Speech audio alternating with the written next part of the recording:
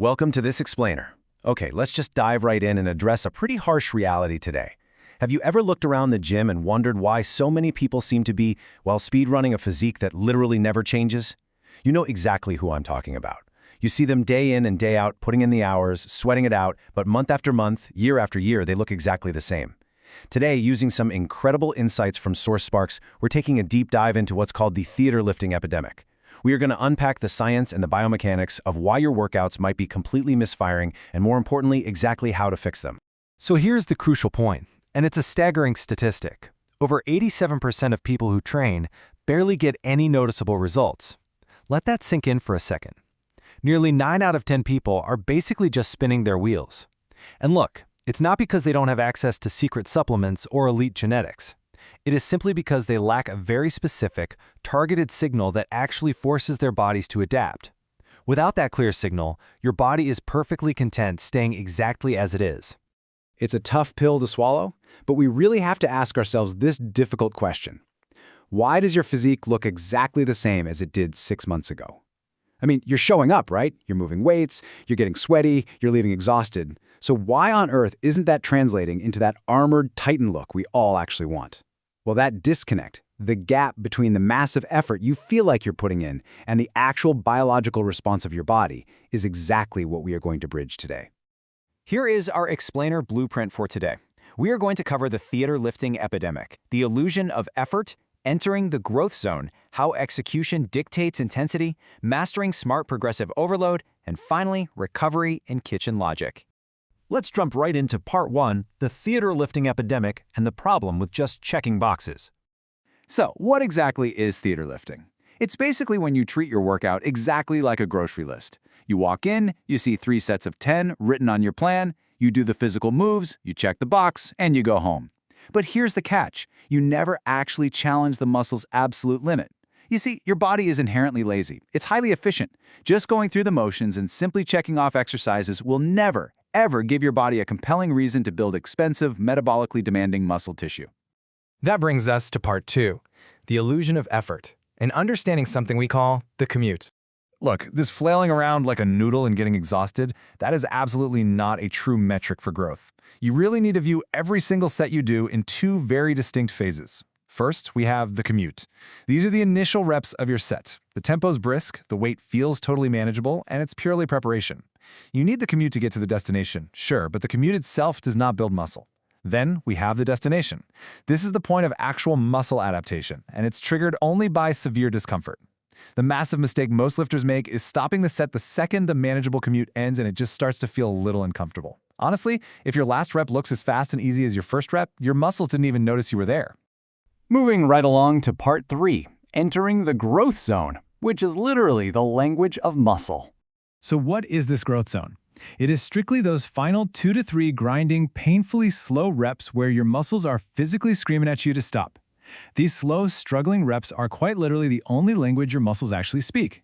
When you force them into this zone, you're presenting a physical threat that your body cannot currently handle. And that threat right there is the only thing that forces the biological adaptation we call muscle growth. Now, to hit this growth zone effectively and efficiently, you really need to stay in the standard hypertrophy range of roughly 5 to 15 reps. Why?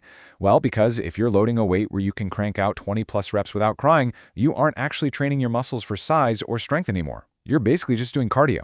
You need enough resistance on the bar so that by rep 10 or 12, your body is absolutely fighting to finish the movement. Which leads perfectly into part 4. Execution dictates your intensity. It's all about precision over ego. Seriously, you gotta check your ego at the door. Trying to reach a high intensity by just slapping on weight you can't control is a one-way ticket to an injury and 0 gains. We see these ego-lifting mistakes all the time. Adding uncontrolled weight just to impress a gym crush. Swinging like an absolute lunatic during your cable crunches so momentum does all the work instead of your abs. Sagging your hips on planks so your lower back takes the brunt of the force. Or doing push-ups with your elbows flared out like a T, putting your shoulder joints in a completely vulnerable position. Engineering your body is a construction project, and it requires ultimate precision. 10 perfect reps with lighter weight will always outbuild 10 chaotic, sloppy reps. Instead of chaotic, sloppy movements, you want to focus on mastering internal cues. For example, when you're doing an ab movement, think bend at the spine, don't just swing your arms down. When you're doing a push-up or a plank, don't just move up and down like an elevator. Actively think about trying to shove the floor away from you. Doing this creates full body tension. You ensure you are safely controlling the weight and engaging the right stabilizer muscles way before you push your body into that painful growth zone. All right, part 5, mastering smart progressive overload using what we call the small win strategy. The secret here is avoiding the trap of making massive weight jumps. You definitely do not need to add 10 kilos to the bar every single week. Instead, use what we call the Notes app logic. Just track your lifts on your phone and aim for tiny, achievable wins. Step 1, try to add just one single rep compared to last week. Or Step 2, add just 1 kilo. If you can't quite do that, then Step 3, reduce your rest time between sets by 10 seconds.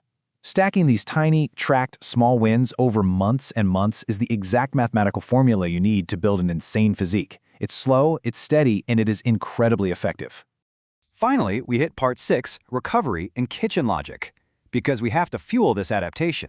Let me hit you with a bit of a truth bomb right now. You already have abs. You already have muscle under there.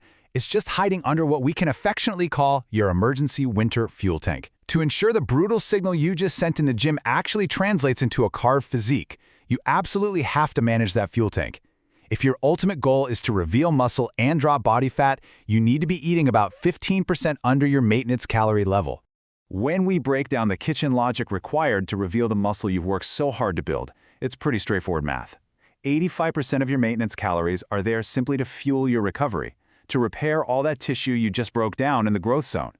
That remaining 15% sliver, that is the deficit required to systematically burn off body fat over time.